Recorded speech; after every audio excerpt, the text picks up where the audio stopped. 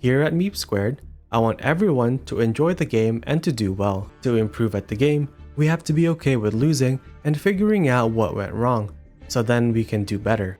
This is very relevant when we are learning new decks. As you can see, I played right on release. It was rough trying to figure out what the lines were and optimizing our deck build at the same time. With every duel win or loss, we were already improving up until we fully understood what we were doing and got our first 5 win streaks. After that, I decided to test out Adventure Kashtira, and this time it only took me 1 loss for me to correct the deck and get another 5 win streaks. So I guess my point is, should you ever feel like you're struggling to climb the ranks or understanding a particular thing about a deck, feel free to comment it down below. I'd be happy to share my thoughts on whatever it is and hopefully be of some help. With that said, let's check out my pure and adventure Kashtira builds. This is my pure Kashtira build. I will also have a link to a YGO Pro deck list to both decks in the description below. The game plan is pretty simple, just find Unicorn. There are several ways we can do this. We can do this by hard drawing it with Pot of Extravagance and Prosperity using the field spell Raidsoth, or with Small World with Shifter and Radiant, or Droll and Ghost Ogre. With just 1 Unicorn, we can end on both Shangri-Ira and Ariseheart. The rest of the deck is just there to slow our opponent down. Personally, I think that this deck has a really bad matchup with Labyrinth, so I love having the 2 red reboots in the main deck. As for the extra deck, I just filled it up with the best rank 7s in the game. The rest of the extra deck are just monsters that have effects when attached to Ariseheart as material or have grave effects. It will probably be easier to show you what this deck can do, so let's go over 2 replays. We are going second versus Kashtira. This highlights what happens when you don't build your deck properly. And just between you and me, running 3 planet pathfinders just to search out the field spell is so bad. Even if you were able to successfully search it out like they did there, now you have 2 dead cards in your deck. Just use Small World to find Unicorn, and then it can get rid of some of the hand traps along the way. I just Droll them and then they set 1 and pass. We drew into Unicorn, so we just summon it. Attempt to use its effect, but then it gets negated with Ash.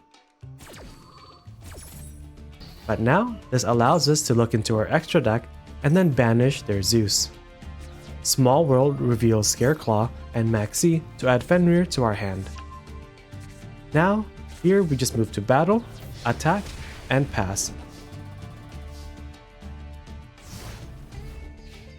And still here, they bricked.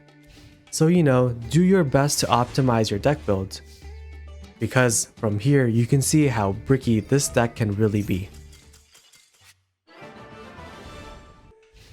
Here we are going second versus Mathmech. They reveal Circular and I chain Maxi, but then it gets negated with Ash Blossom.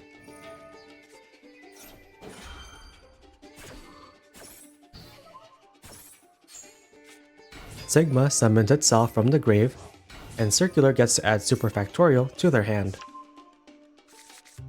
They overlay into Alimbertion. Detach 2 materials to add Diameter. Alimbertion tributes itself and summons back Circular from the grave. Diameter now summons back Sigma from the grave, and then they link into Splash Mage.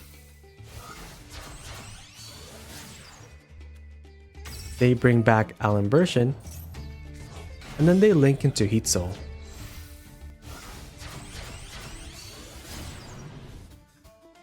Now they just draw an additional card and set Superfactorial.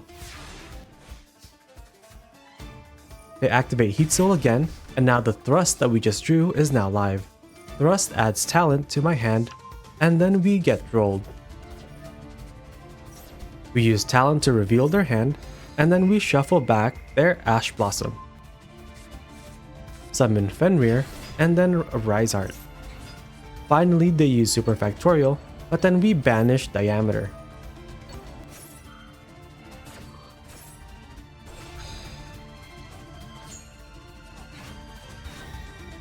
Ariseheart banishes Unicorn and 3 cards from their deck.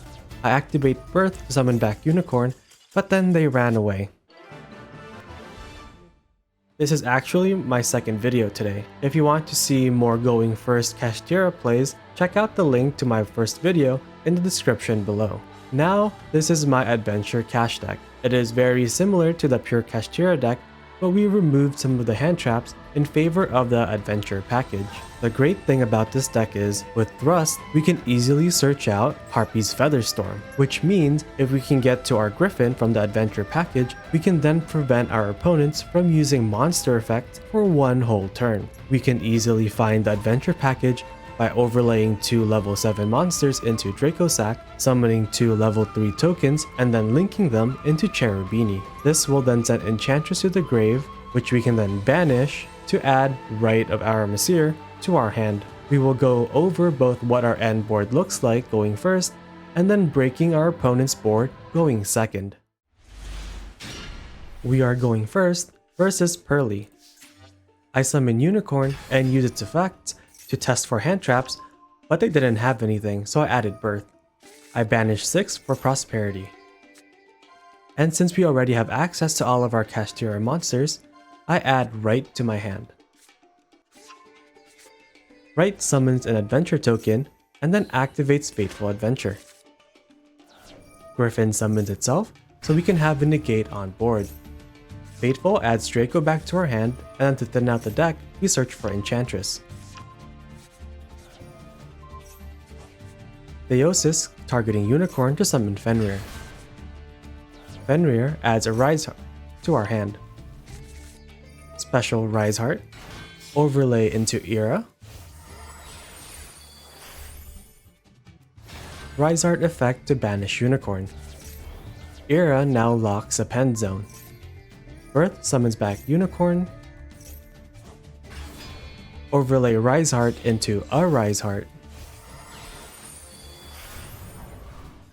Finally, we set Big Bang. Sadly for Pearly, they cannot play through this board. Seems good, right? So let me know what you think of this deck. I still have another replay for you to check out if you're interested.